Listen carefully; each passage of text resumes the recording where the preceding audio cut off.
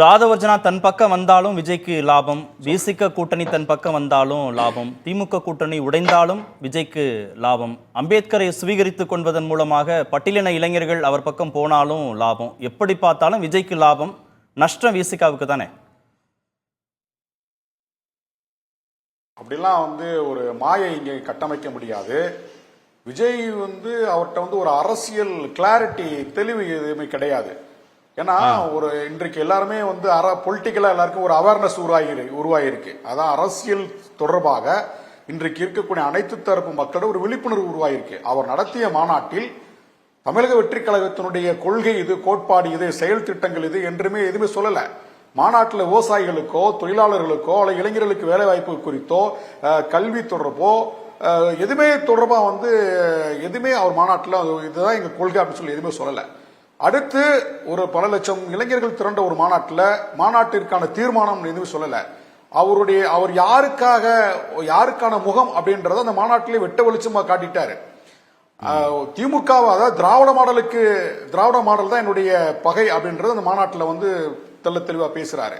இன்றைக்கு புரட்சியாளர் அம்பேத்கர் அவருடைய நூலை வெளியிடக்கூடிய திரு விஜய் அவர்கள் அம்பேத்கர் தன்னுடைய வாழ்நாளுடைய கனவா என்ன நினைச்சாரு? சனாதனத்தை வீழ்த்தி சட்டத்தின்படி ஒரு ஆட்சியை நிறுவி காட்டினாரு. அனைத்து தரப்பு மக்களுக்குமான சமத்துவம், ஜனநாயகம், சகோதரத்துவத்தை இந்த மண்ணில் நடைமுறைப்படுத்துறதுக்காக அவருடைய வாழ்நாளை அர்ப்பணிச்சாரு. அப்ப நீங்க உங்களுடைய கொள்கை பகைவர்களா யாரை நீங்க முன்னிறுத்தணும்?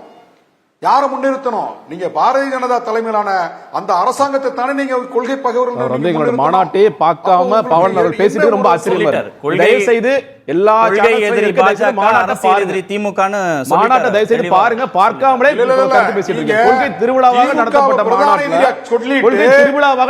மாநாட்டை என்ன பேசுறாங்க? செயற்குழுல 26 தீர்மானங்கள் ஏற்பட்டது, அதை நீங்க பார்க்கல. தயவு செய்து செய்திகளை படியுங்கள், தொலைக்காட்சி சேனல்களை பாருங்கள், அது யூடியூப்ல பாருங்க. மாநாட்டில் என்ன பேசப்படும்? மாநாட்டில் ஏற்பட்ட விமர்சனத்துக்கு அப்புறம் தான் செயற்குழுல அது கொண்டு வர்றீங்க. மாநாட்டில் கொள்கை இல்லைன்னு சொன்னீங்க, செயல்திட்டம் இல்லைன்னு சொன்னீங்க. நீங்க தயவு செய்து அந்த விமர்சனத்துக்கு மாநாட்டை பாருங்க, தீர்மானத்தை கொண்டு வர்றீங்க. நீங்க மாநாட்டை முதல்ல பாருங்க. நீங்க பேசுறது நான் சொல்லி முடிச்சுக்கிறேன். என்னோட டைம், என்னோட நேரம். நீங்க பேசுமாறு குறிக்கிடல.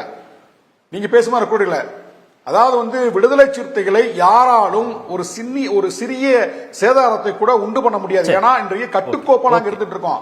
விஜயால 2026 அவர் கட்சி தேர்தல் களத்துல தாக்கு பிடிச்சு ஒரு சில இடங்களில் வெற்றி பெறணும்னா அவருடைய அரசியல் நிலைப்பாடு யாருக்கான நிலைப்பாடு, அவருடைய கொள்கை, செயல் திட்டங்கள் அப்படின்றத களத்துல காட்டினா தெரியும்.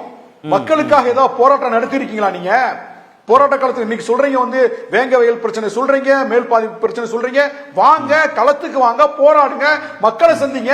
கேள்வி தொடர்ந்து வச்சுக்கிட்டே இருக்காங்க. களத்துக்கு வரவே இல்லை. சரி, அவர் பதில் சொல்லட்டும், நம்ம நிறைவு செய்யப்போம். கண்டிப்பா. முதல்ல நான் அவர்கிட்ட கேட்கறது என்னன்னு கேட்டீங்கன்னா, கொள்கை திருவிழாவாக தான் நடத்தப்பட்ட மாநாடு. மதச்சார்பற்ற சமூக நீதி கொள்கையில தான் நம்ம இன்ட்ரோடியூஸ் பண்ணோம். அதே இடத்துல செயல் திட்டங்கள் என்ன அப்படிங்கிறது சொல்லப்பட்டது. தலைவரும் பேசினார், அதற்கு முன்னாடி சில தோழர்களும் அதை குறித்து பேசினார்கள்.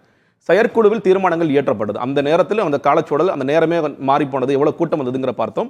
அதனால் அங்கு தீர்மானங்கள் வாசிக்கப்படாமல் 25 சேர்த்து ஒரு தீர்மானம், 26 தீர்மானங்கள், அதில் பரந்தூர் விமான நிலையம், ஒரே நாடு ஒரே தேர்தல், வக்பு போர்டுன்னு என்னென்ன கேள்விகள் இருந்ததோ அந்த கேள்விகளுக்கு பதில் சொல்லப்பட்டது.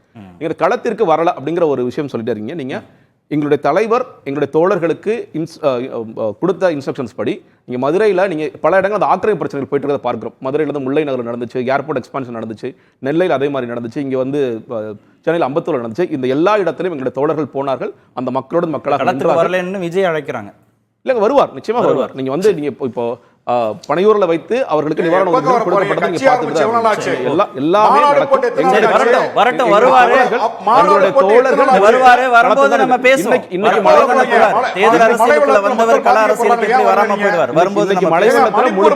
தமிழக வெற்றி கழக தோழர்கள் தான் நிற்கிறாங்க.